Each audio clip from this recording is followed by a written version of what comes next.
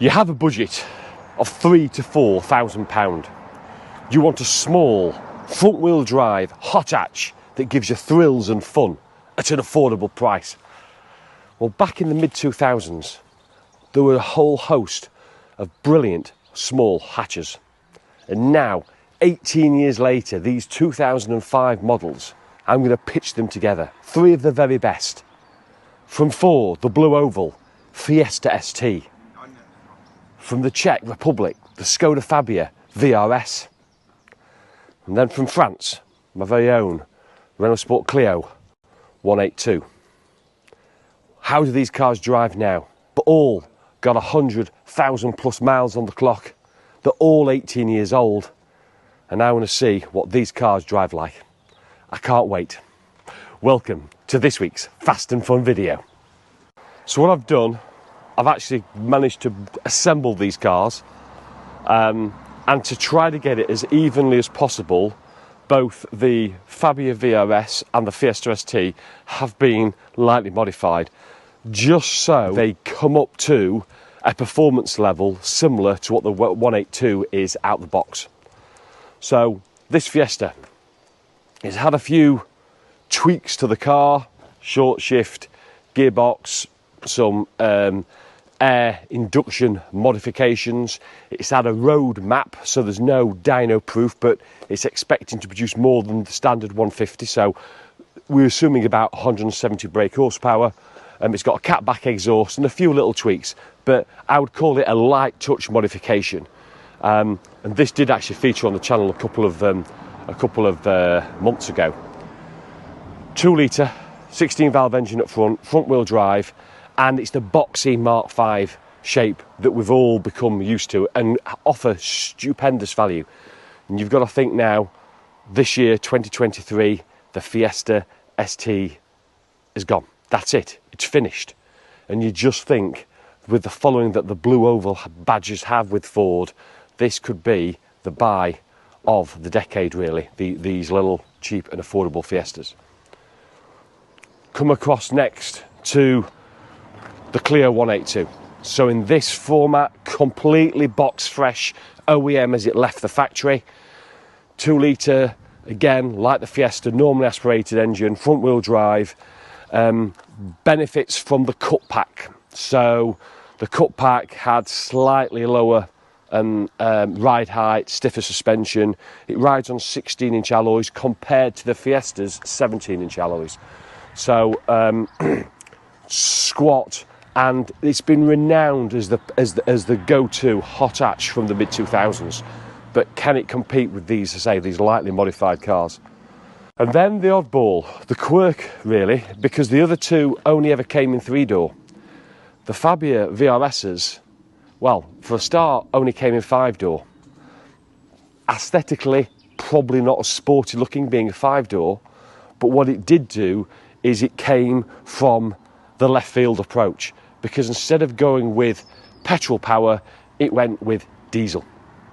The proven PD130 diesel engine, a 1.9 TDI engine, used across many Volkswagen, Audi Group cars, and in standard format delivered 130 brake horsepower. Not a great deal, but this has had a stage 1 remap done.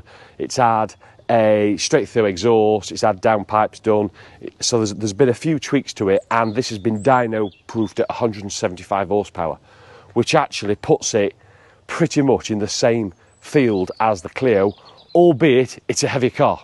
Not only because it's got a big diesel unit as well, but it's a slightly bigger car than either the Fiesta or the Clio.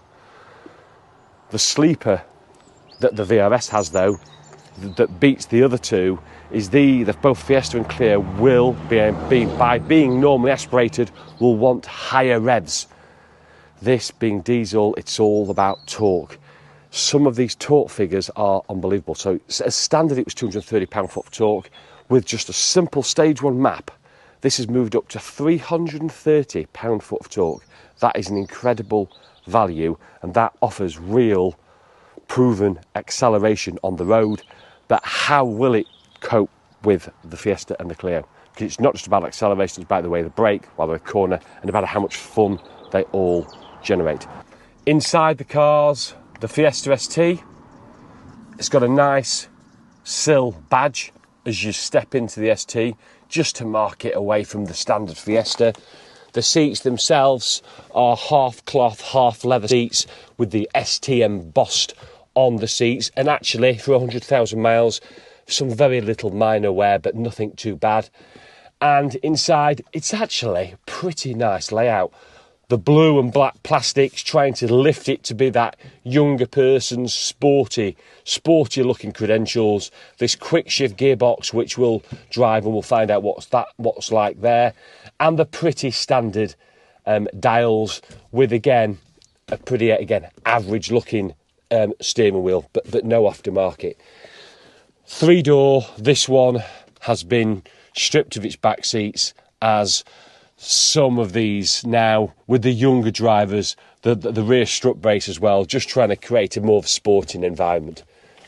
Just as the Fiesta had the badging, so does the Clio with the Renault Sport sill badges as you step into the car. And the seats, similar again, cloth or Alcantara, half leather as well, with Renault Sport embossed on the seats themselves. Inside, the actual cabin, centre dash, etc., it's not as premium, it's not as nice as the Fiesta. The centre console, renowned for being sticky and tacky to touch, and mine is still. And the steering wheel, it's a size bigger than the ST's, plus it suffers from this lacquer or this leather peel on the steering wheels, and it's just such a big steering wheel compared to the smaller Fiestas. And the dials, again, similar traditional speedo and rev counter. 5-speed, just like the Fiesta. So both these are 5-speed, unlike the Skoda Fabia, which is 6-speed, which we'll come on to now. So in the vRS, again, vRS embossed on the side sills as you step into the car. This one's fitted with full leather seats as well, as standard, with the vRS emblem again embossed into the seats, just lifting it up. This one's worn a little bit worse than the Clio and the ST as well, with regard to the side and seat lumbar supports. The quality of the dash, though, is better. It's a step above the Clio, and I would argue it looks better than the STs as well. Simple layout, but it all looks quite intuitive. Steering wheel quite shiny, not particularly sporty like the STs is, but it's probably better than the big oversized wheel from the Clio. And again, looking at the rev counter, redlining just over 4,500 revs, shows you the diesel credentials of this particular car. Interestingly, the VRSs were all 6-speed gearboxes as well. Round the back of the cars, this one, a famous hot hatch mod, is the rear wipe delete for aesthetics, for weight, whatever the young people decide to do. Pain in the arse for me. The ST's got quite a pronounced rear spoiler compared to the other cars, and if you just take a look there, you can see there's even an air gap there as well. So that is, when you get up close, it's quite a big spoiler, and I think that is standard. Single exhaust at the back here. This is obviously aftermarket one, and this sort of plastic looking diffuser. But otherwise, a well-known Fiesta ST boxer shape of the Mark V that we've all become accustomed to.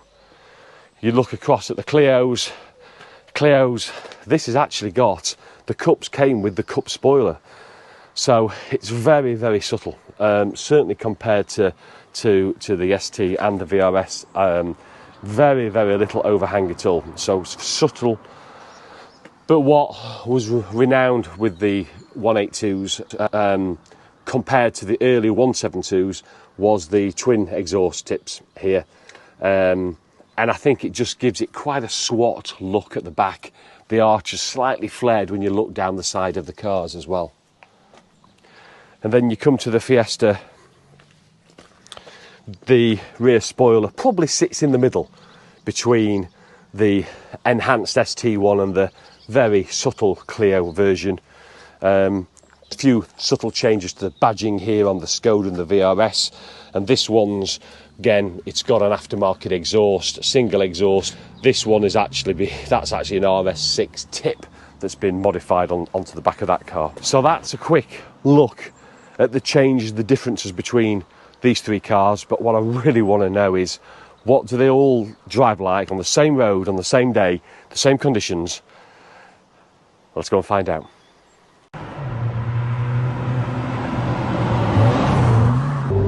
So first up's the Clio182, and I think I want to sort of do the 182 first. It's my car, it's the car that I know best, but I think I drive it so rarely that I wanted to come in here and really, I suppose, just set a benchmark.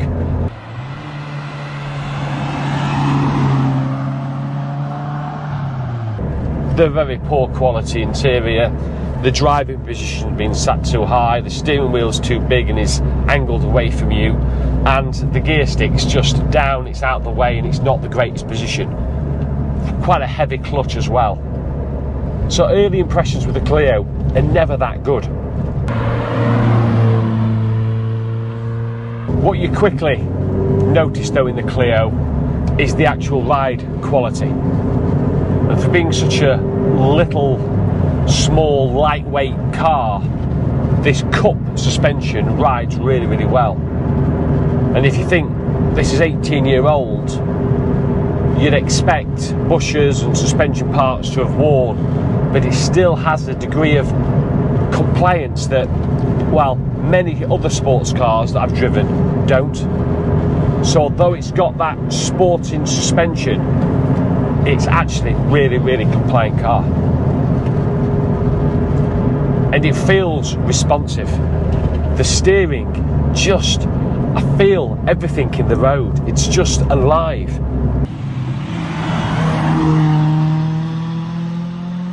But where the Clio really responds is this 2-litre normally aspirated engine. You just got to keep your foot in like I'm doing now. Power just builds, and then when it gets to sort of 5,000 revs, it just takes off, and it's an absolute screamer. And it's very easy to drive the Clio below that. But the best of the Clio's performance, that normally aspirated engine, you've got to put it above 5,000 RPM, and that's when it comes alive.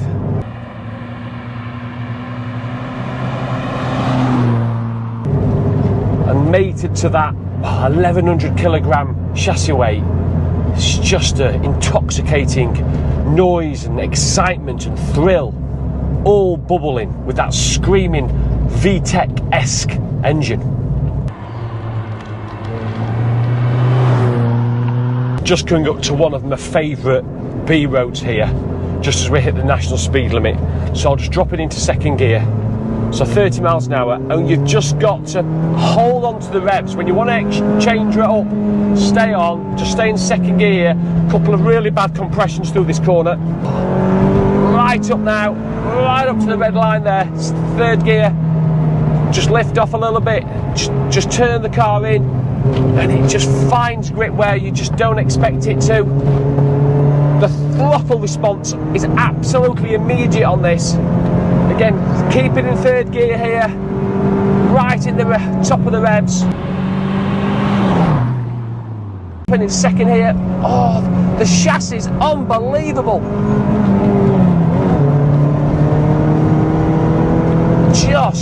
It's just on fire, it really is. Whew. That's what made me fall in love with the Clio. Roads like that. I just fear for the other two, because I just can't believe they can offer that same intoxicating experience. It really is. You just turn into corners that you just, at speeds that you just know right to. And truthfully, you just don't need to go any quicker. Astoundingly quick car. And then suddenly the ergonomics about how you sat, the interior, isn't important. The biggest con, I suppose, with the Clio is the fact that you have to be committed. Because if you're not, you just drive it at 7 or 8 tenths. It's a quick car, but that's it. Be committed, and it suddenly elevates it to a position that few cars can match. Absolutely love it.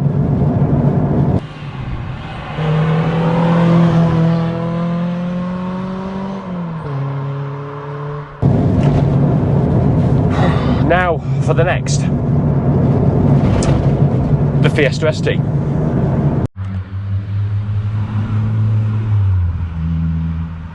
So switching into the Fiesta ST from the Clio, first impressions are it's a much better place to be.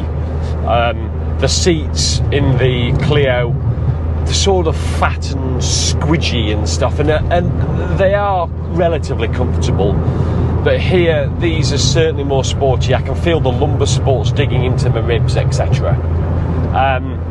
And it's a nicer, tidier place to be. The centre console just looks better. The steering wheels are that little bit smaller, and it all just feels a little bit better in regard to the driving position. Although this particular clutch does feel very clutch and gear change feels very heavy, like I'm pushing it through treacle.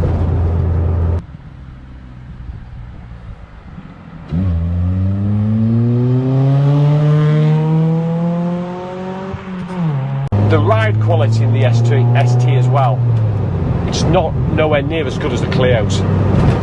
It feels at times just a little bit too hard, a little bit too crashy. I can't remember if this has actually been switched to coilovers, but it doesn't ride the road as well.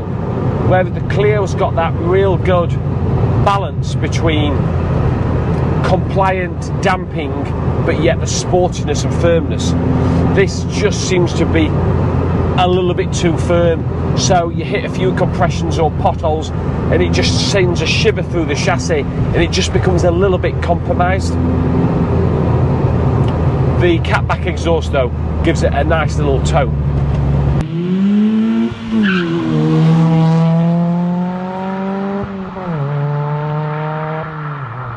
Put the revs in 4, yeah, 5, 6, about 6.5, 7, change up then. A little bit of popping and banging when you lift off. It's certainly got some, it's certainly nippy, but you just feel it struggling to hold on to some of these corners compared to the Clio.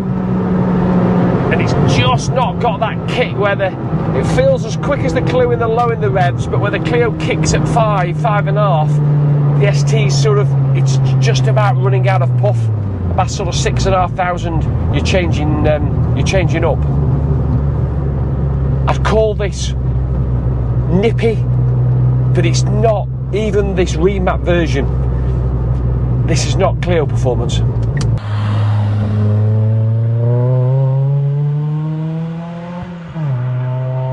The same road that I took the Clio up. I'm just going to get to the national speed limit here, staying in second gear,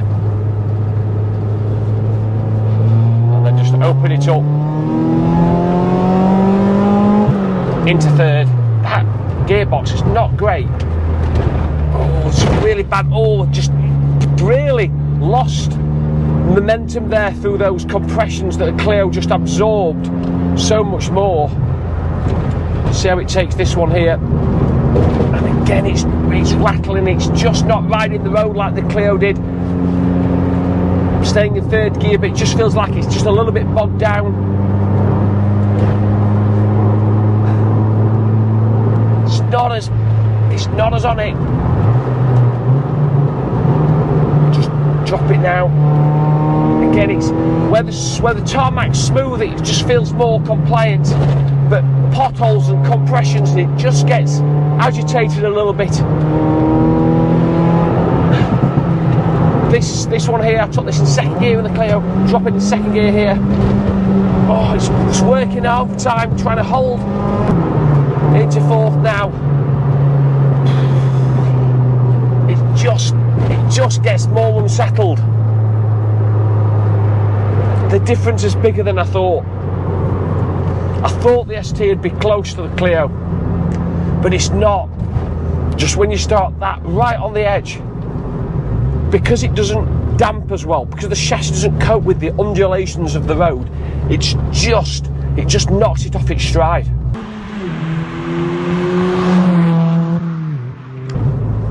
Right, vRS is up next.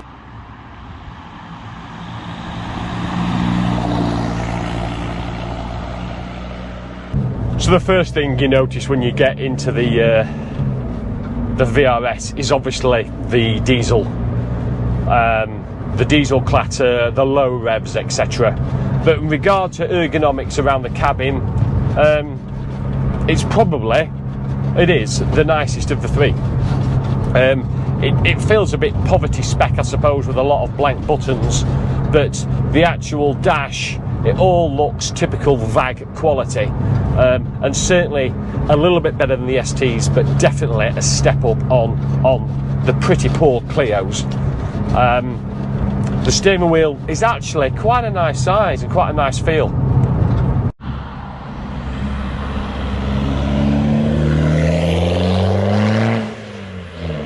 The ride quality, this rides on FK coilovers recently fitted with them, and aesthetically it's dropped the ride height, it makes it look more pleasing on the eye, but it feels just a little bit choppy again at times.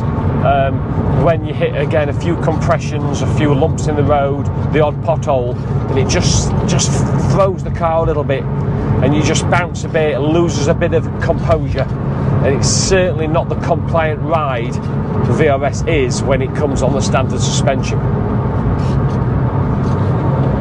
And the exhaust note, this straight piped exhaust note, has got this sort of the whistle from the turbo.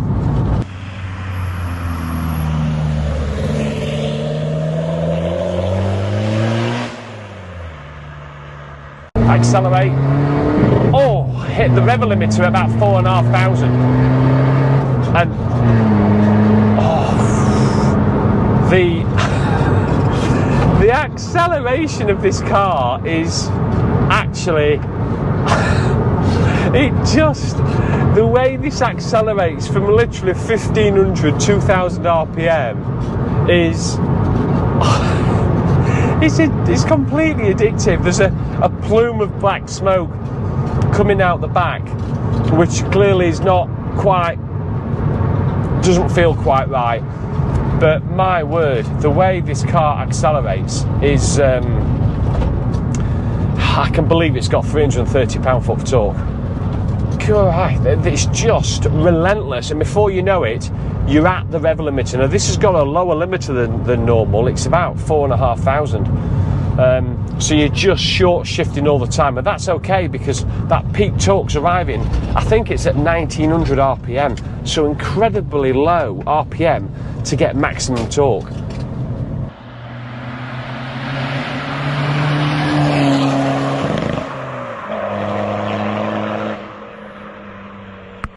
And taking up this twisty B road.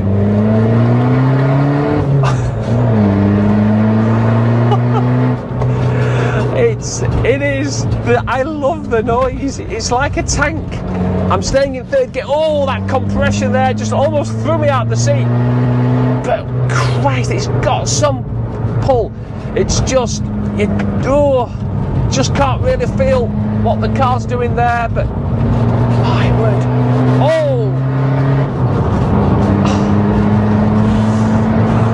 this thing shifts like you would not believe.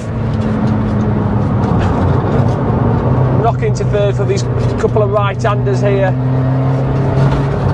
Just getting unsettled, a bit like the ST when you get right on the limit there. There's not much feedback at all from the steering. I'll stay in third here for the ST and the Clio. Oh, just a bit of understeer there. Oh! Tyres screeching there, just trying to hold on. It's such a fast thing in a straight line, just struggling to hold its composure on some of these compressions and corners. It's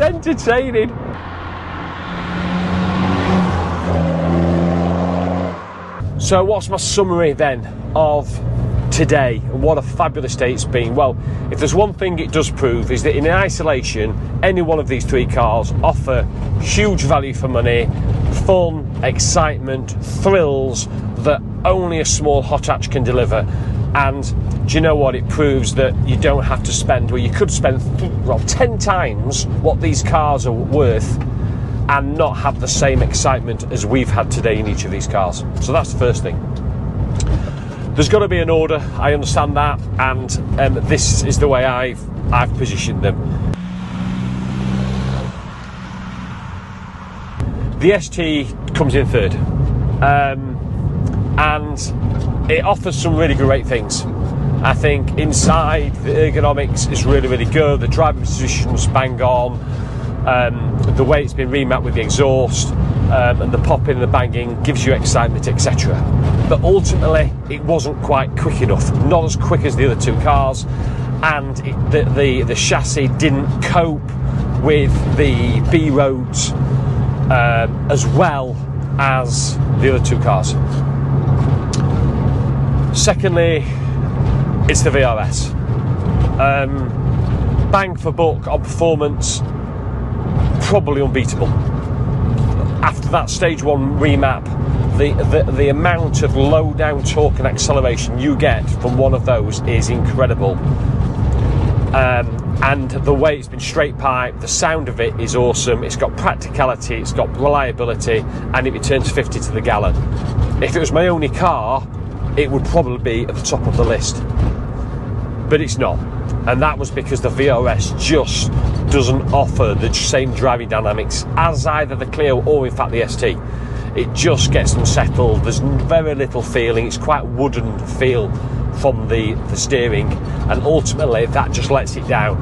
It makes up for it in the straights with that surge of acceleration, but ultimately it's not as good as the top one for me, which unsurprisingly to many I suppose, but there's a reason for that. The Clio182 is not just a great car, I think it's a one of a generation. It delivers thrills that enable you to enjoy and exploit a car and cover ground that is truly outstanding. I struggle to find another car anywhere near that sort of budget that can cover ground as quick as a 182. It is a fabulous, fabulous car, and because of that, I forgive all its shortcomings, and there are lots. The electrical gremlins, the rattling, the poor interior, the driving position. There's a long, long list, but a chassis mated to a gearbox with a normally aspirated engine to give you that intimacy that in today's cars is so rare is my number one. There we go. I've wanted to do this for many, many months. I've eventually got to do it. I've absolutely loved every minute of it. I hope you have too. If you have, as always, please thumbs up. Please comment, what do you think? And if you think you've got a hot hatch from the similar area that can have a go at the 182, please bring it along, let me know, and we'll do another shootout. Hope you enjoyed it. See you next week.